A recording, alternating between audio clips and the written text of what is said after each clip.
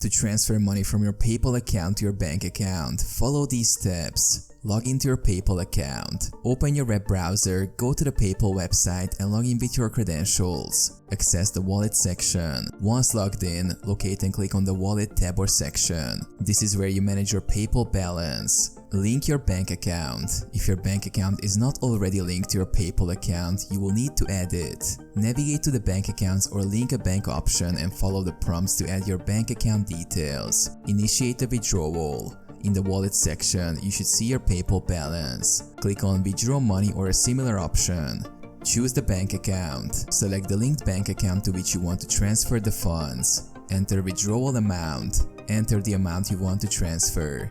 Ensure that it does not exceed your available PayPal balance. Review and confirm. Review the transaction details and click on continue or a similar button to confirm the withdrawal. Wait for processing. The withdrawal process may take a few business days. PayPal will notify you once the funds have been transferred to your bank account.